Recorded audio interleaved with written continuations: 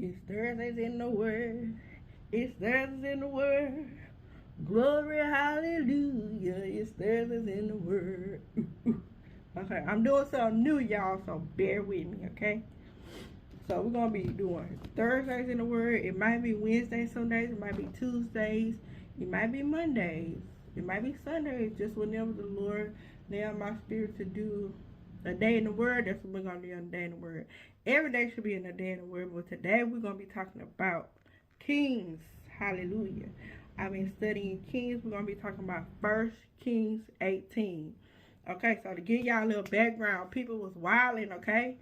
The king of Israel was wilding, doing like mad, like crazy stuff, worshiping false gods, doing blood sacrifices. Like he done married Jezebel. She done got all up in his ear, telling him he need to do this, this, and this. Tell him he needs to turn against the Lord, that he needs to do all this crazy stuff. Okay, so that's just a little background, and then we hop on the scene with Elijah. Okay, so Elijah is a prophet of God. So I'm noticing a theme in First Kings. I've been reading First Kings, and basically these prophets just be hopping on the scene out of nowhere. So I don't know a lot about a background of Elijah, but I know he is a great and powerful prophet of God. And you're going to see a little bit more once we read further in the Word.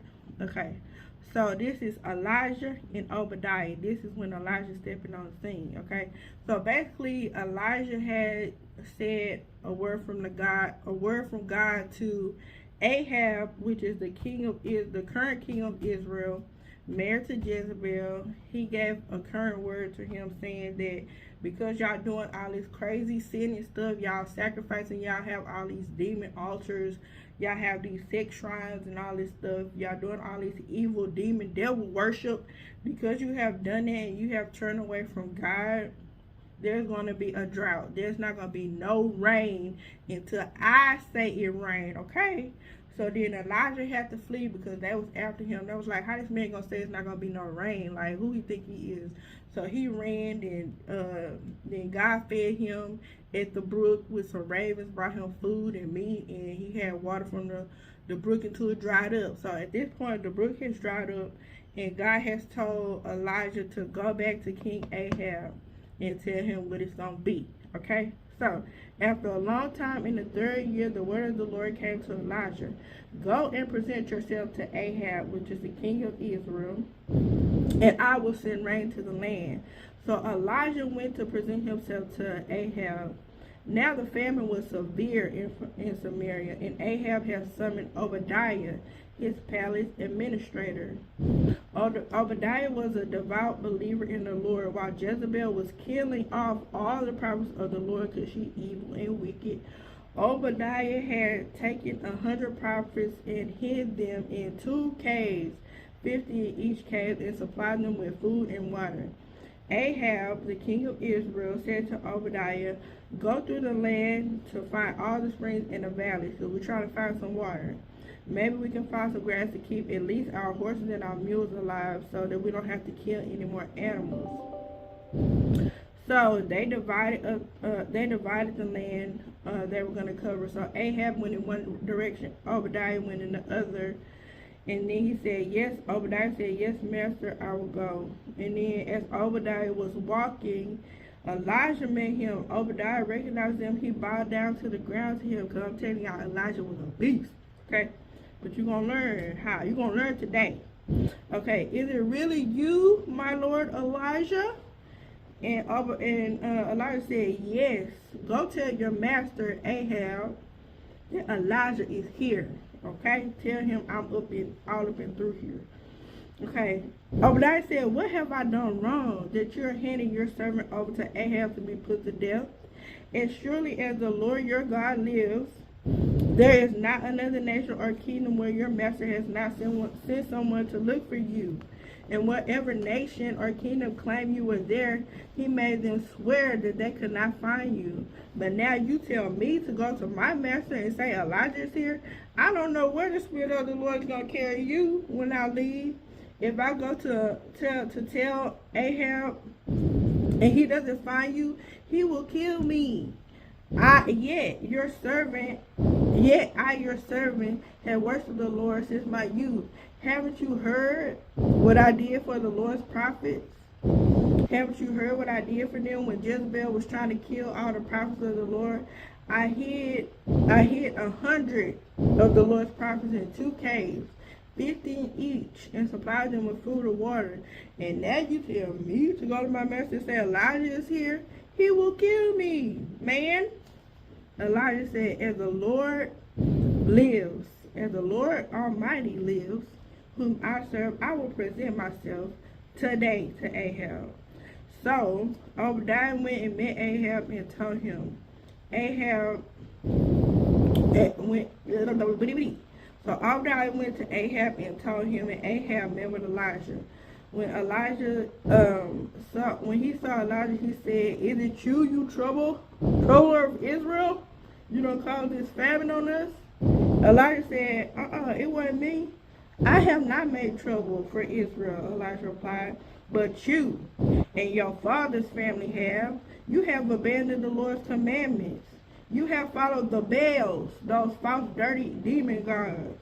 Now you summon the people from all over Israel to meet me on Mount Carmel, and I will bring the 450 prophets of Baal and the 400 prophets of Asherah who eat at Jezebel's table. So you bring them demon worshippers. You bring them to Mount Carmel, and I'm going to show you something. So Ahab sent word throughout all of Israel and assembled the prophets to Mount Carmel. Elijah went before the people and said, how long will you waver between two opinions? If the Lord is God, follow him. But if Baal is God, follow him. But the people said nothing. Then Elijah said to him, I am the only one of the Lord's prophets left. But Baal has 450 dirty prophets. But get two bulls for us, okay? Let the Baal's prophets choose one for themselves, and let them cut it into pieces and put it on wood, but do not set fire to it. I will prepare the other bull, the one that you leave me with. I'm going to even let you choose the bull, okay? You choose the bull for y'all prophets to sacrifice, and the one that you leave me with, then I will sacrifice as well. I will cut up and put it on my altar to the Lord, okay? And then he said, then you call on the name of your Lord, of your God, and I will call on the name of the Lord. He didn't even say my God. He said, then I will call on the name of the Lord. The God who answers by fire, hallelujah, he is God. Then all the people said, what you say is good, okay? We're going to do this. We're going to do this thing. What you say is good. Then all the people said, what you say is good. Elijah said to the prophets of Baal, choose one of the bulls and prepare it first, since there are so many of you. Call on the name of your God, but do not light the fire. So they took the bull, and they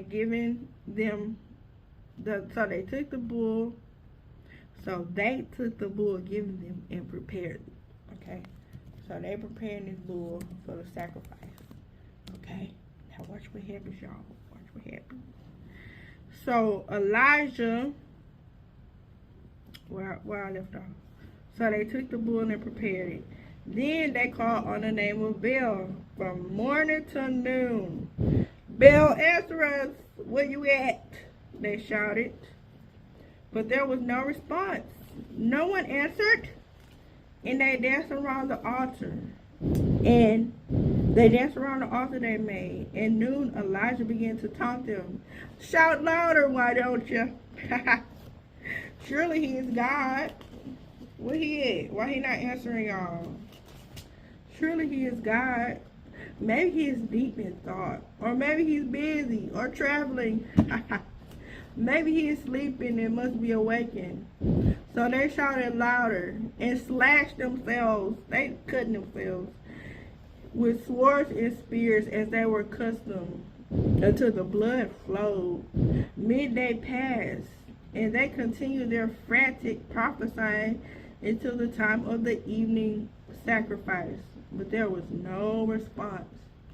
No one answered, no one paid attention. You know why? Because he coming up against God, okay?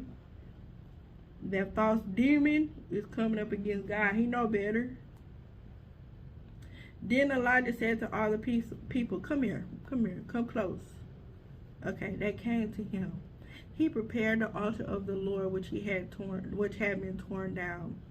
Elijah took 12 stones, one for each of the tribes descended from Jacob, which is Israel. So he took a stone for each tribe of Israel, to whom the Lord had come, saying, you shall be Israel. Okay?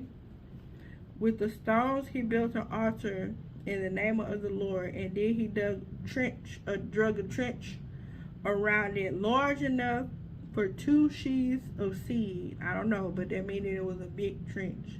I don't know what 2 sheaves of seed is, but that means it was big, okay? He arranged the wood, cut the bull into pieces, and laid it on the wood. Then he said to them, fill 4 large jugs of water, okay? Fill 4 large jugs of water. Now he about to flex on them, okay? He said, pour it on the offering, on the wood, pour it all over it, pour it all over. He said, do it again. He said, and they did again. Then he said, do it a 3rd time. Come on. And then he ordered them, and they did it a 3rd time. The water ran down the altar and filled the big trench, okay? At the time of the sacrifice, the prophet Elijah stepped forward and prayed. He said, Lord, the God of Abraham, Isaac, and Jacob. He said, let it be known today, O God, that you are God in Israel, and that I am your servant, and of all these things at your command. Answer me, Lord, answer me, so that these people will know that you, Lord, are God, and you are turning their hearts back again. You are turning their hearts back to you. Then the fire of the Lord fell and burned up that sacrifice, y'all. The wood, the stones, the soil, and licked up all the water in the trench. It was dried up by the fire of the Lord.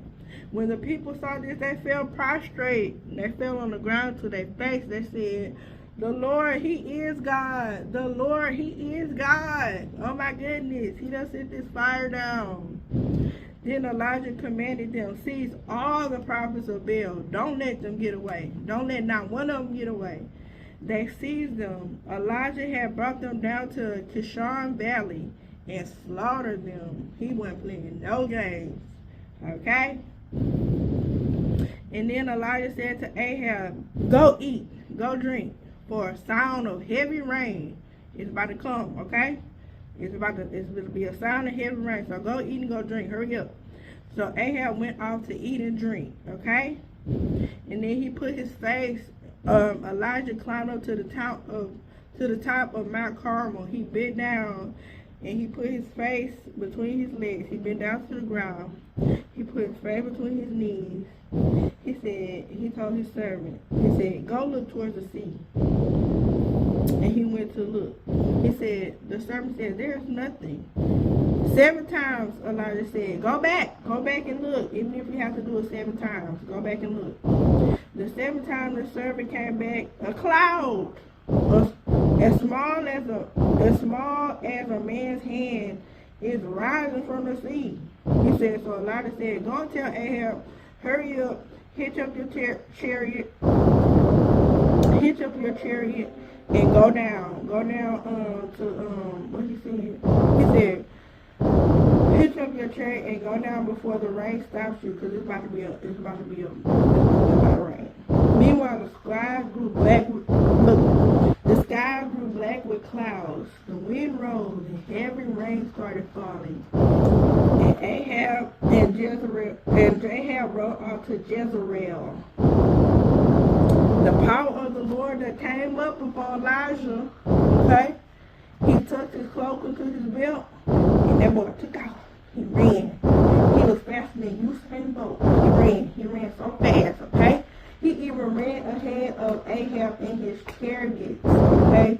That's how strong the power of the Lord is, okay? When the power of the Lord is upon you, there is no power that can withstand the power of the Lord. That is the point of this whole passage right here. Is that when the power of the Lord is upon you, there is no power that can withstand the power of the Lord. That God will give you supernatural speed like he did for Elijah. When the Lord's hand is upon you, he will give you supernatural speed. He will cause things to come down from heaven onto earth at the command of your voice. If you are dwelling in him and you are doing the will of the Lord, he will cause supernatural things to happen for you. Yes, he will. Okay? All you have to do is believe and receive and be obedient to what he is calling and telling you to do. When the word comes down from heaven and comes out to earth, you have the power. That's why they say the power of life and death is in your tongue. So in my tongue, in your tongue, the power of life and death is in it. God will give us supernatural ability, supernatural speed, supernatural powers to bring things from heaven down into this earth. So if you haven't, if you don't know Jesus Christ, I encourage you to repent and say, God, I want you to be part of my life. I repent of my sin. Please come into my life. Give me those supernatural abilities to bring down what's in heaven down to earth in my life so that my life can be better and according to your will and to your word. So it's further than the word. It's further than the word. Glory, hallelujah. So that was a good word. So I encourage y'all to go back and read 1 Kings 18. Fire, read more about read more about Elijah, the great prophet of God. He did great and mighty things for God. And but just a little sneak peek for y'all. This man didn't even die. He was so good that God just took him up to heaven and then he didn't die. He just took him up to heaven. Y'all gotta read it, okay? Just read Kings, read 1 Kings, read 2 Kings, so y'all can get some context. But yes, and I pray that the Lord, our God goes with you. I pray that if your heart has turned away from him, I pray that he turns your heart back again, like he did to his Israelite children, like he did for